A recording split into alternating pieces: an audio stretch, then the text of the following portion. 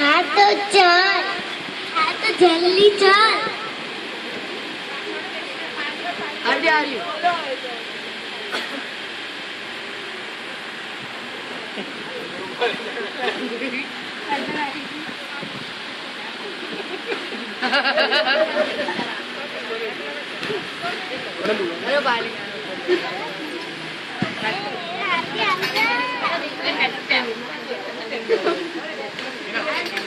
તમે બંને જણા શું કરો છો?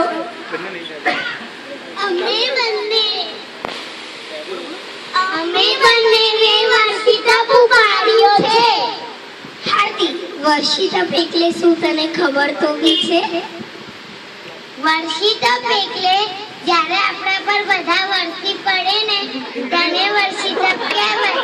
ઉત્સાહથી નહીં, પ્રેમથી. હાર્દિક, તને તો કશું આવડતું નથી. વર્ષિતા એટલે શું? અરિયાને પૂછું. અરિયાને તો આવડતું જ હશે. અરિયા, વર્ષિતા એટલે શું? વર્ષિતા એટલે સવારે સંવાડા સારું સારું જવાડે અને સારું છે ગવાડા સારું સારું જવાડે. ઓ માં મહાવીર ભગવાન, બુદ્ધિ આપો, મને નહીં આ બંનેને. તમને ખાલી વર્ષિતામાં ખાલી બેસના ના હોય, પાસ પણ હોય. કરી લઈશું. આખો દિવસ સુઈ જવાનું, વિડિયો ગેમ્સ રમવાની, પિક્ચર્સ દેખવાનું, સ્કૂલે નહીં જવાનું. હા, પછી આપણે ઊંઘી જઈશું ને, પછી આપણું હોમવર્ક બાકી હશે ને તો મમ્મી એમ પણ કહેશે, બેટા સુઈ જા, તારું હોમવર્ક બાકી હશે તો ચાલશે, કારણ કે તારો આજે ઉપવાસ છે ને, સુઈ જા, હોમવર્ક નહીં કરે તો ચાલશે. આપણે બહાર જઈશું તો બધા પણ કહેશે, સાચામાં છો, સાચામાં છો. કેટલું સારું. ભગવાન ભગવાન, કેટલી મજાની લાઈફ. સગીરને કહેને વર્ષિતા એટલે શું? મને પણ થોડીક જ ખબર છે વર્ષિતા એટલે શું. આપણે ભૈયાને જઈને પૂછીએ.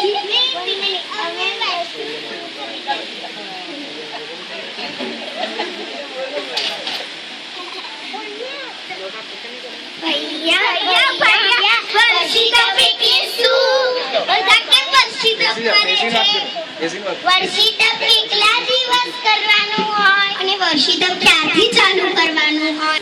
ઓ મારી ભગવાન, 400 ઉપવાસ એક સાથે હું ના કરી શકું. ઉપર ના કરી શકું, હું તો ના જ કરી શકું. હા, તમારી વાત સાચી છે.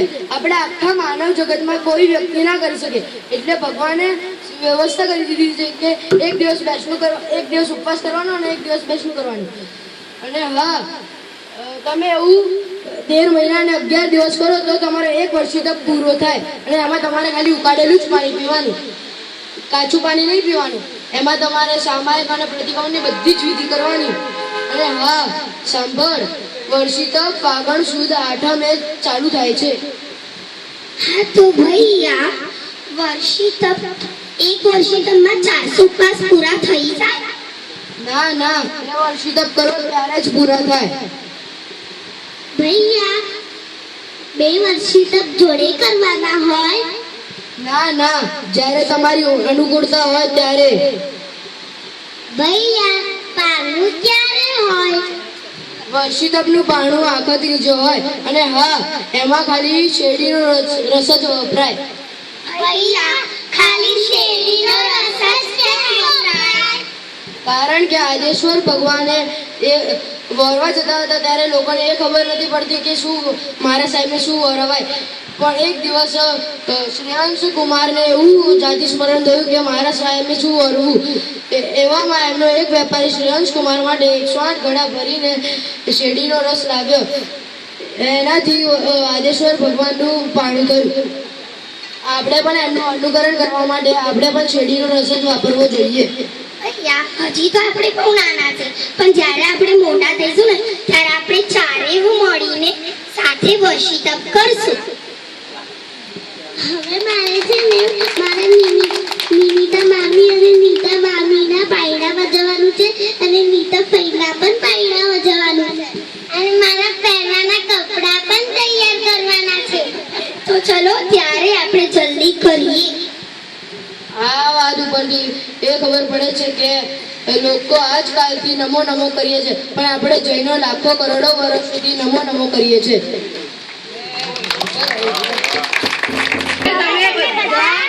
આપણે ત્રીજે રિવર